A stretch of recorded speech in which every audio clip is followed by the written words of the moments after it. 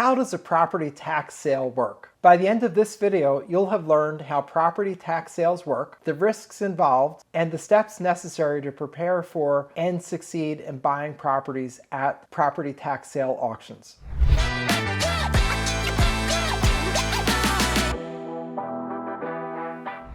Thousands of properties are auctioned off at property tax sale auctions every week for pennies on the dollar. To win, you need to know the rules of the game. Ready to learn how to win big at these property tax sale auctions? Bidding at property tax sale auctions starts at the amount of taxes owed. Usually that's pennies on the dollar. So these auctions can be your ticket to a property at an incredible price. But there's a lot you need to know before you put down your bid. And today, you're going to learn the ins and outs. If you don't know what you're doing, there are a lot of risks. If you know what you're doing, there's a lot of opportunity. So let's get you in the position where you know what you're doing so that you can snag the bargains for yourself.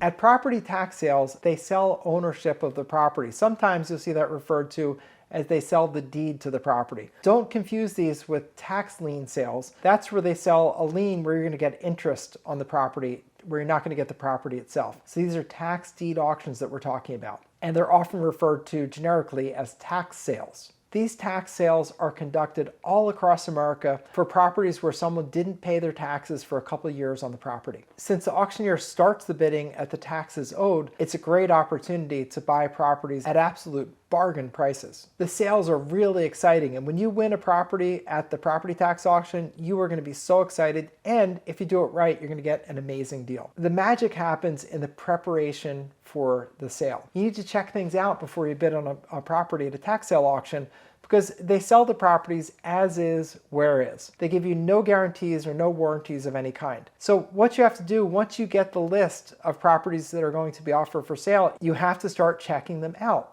And here's your first step. Go onto Google Maps and look up, put in the address of the property, and go to the street view where you can see the property in the street. And use the street view to turn around, look at the street, see how you like the street, look at the property and see if you like the property, see if there's even a building there. And that's your first due diligence. And as soon as you get the list, do that. And your idea here is to cross off the ones that you're not at all interested in. And if you have a strong interest in a property, just put a little check mark by it. But the goal here is to eliminate properties that you have absolutely no interest in, because we have more due diligence that we're going to be doing. The sale lists are typically put out about 45 days before the sale. So 45 days out, you're doing your Google Street Views, crossing off the ones you don't want. And then starting about a week before the sale, you're starting to do more thorough due diligence. Now, the reason you wait is that for many of the properties that are initially listed for sale, the owners are going to come take care of the problem as the time of the sale gets closer. Meaning they're going to enter into payment agreements with the county, they're going to pay their taxes, they're going to file a bankruptcy. So a list is going to decrease by 60 or 70% even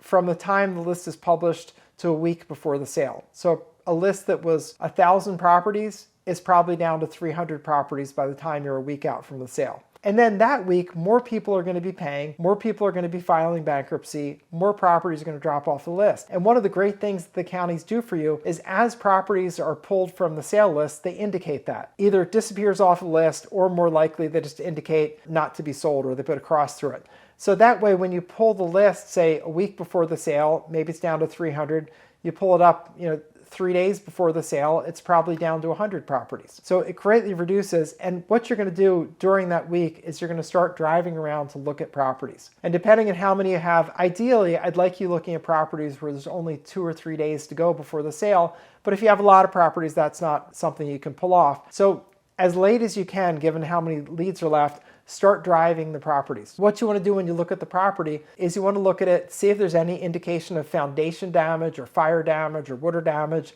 So look for holes in roofs, look for blue tarps, look for roofs that are not straight and flat across, look for places where the window and door openings are racked, meaning they're pulled like a parallelogram instead of a square or a rectangle. That's indication of foundation problems or water damage. Also look for properties where there's any indication of a fire, like you see blackening under the eaves or above the windows. That property is fire damage, and that can be devastating and expensive to fix. So you have to then say about that house, maybe that's just land value.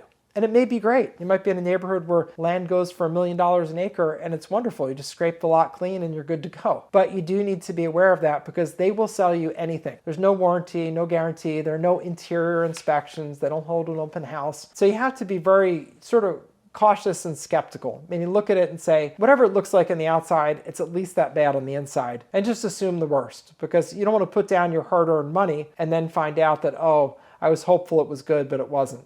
When properties go for tax sale, the people don't have money, and they probably haven't had money for several years, because remember, the taxes are going to be a couple of years behind. So that means they also haven't maintained the property. If the roof is leaking, it's still going to be leaking. Best you might have is a blue tarp that leaks less. That can lead to mold and other problems. So make sure that you're taking that into account. If you can get into the property to see it, please do that. Go knock on the door, see if anybody's home, see if they'll let you in to look at the property. If you're buying it sight unseen, again, just assume the worst. This is not, something where there's any kind of a guarantee on the property, and the properties have probably been ignored. The exchange for that is you get them cheaply. And I've bought properties for literally pennies on the dollar. The picture you see of the property right now, that's one I bought for $4,000. Even at the time, it was worth over $60,000. And that's a good deal. And those are the kind of deals that can be had at tax sales, but you have to do your due diligence, you have to assume the worst, and you have to look at a lot of properties to get a couple of properties. So it's a great business, but ones that you have to know what you're doing. The other thing you need to know is that generally you need to register in advance for these sales, usually 1 to 2 weeks in advance. Where you get the sale list, just take a look at their conditions of sale, print them out and read them over. It's going to tell you if you need to register. They'll have forms online for you to do that. So make sure you get registered, make sure you do everything in advance, and make sure you're complying with anything else they require. Sometimes they require a small deposit. There's not generally any kind of a bidding fee, but they may require you to put a little money up front in order to get a bidder number. That's fine, they'll refund the money later. But make sure that you look through the conditions of sale and that you understand what they are, and then in advance you do any registrations. And another good idea, if you're going to be buying at these sales, which some are online, some are in person, just depends on the county, attend a sale or two before you're actually bidding. Get an understanding of what the pace is, how they go, what order they go in, so that you're not under the pressure of being an actual bidder, and that's the first time you're seeing a sale happen. You don't want to be in that position. This is a long-term wealth play, and you can make great money with it, but it's not something to enter just willy-nilly and helter-skelter. You really have to make a plan and execute against your plan.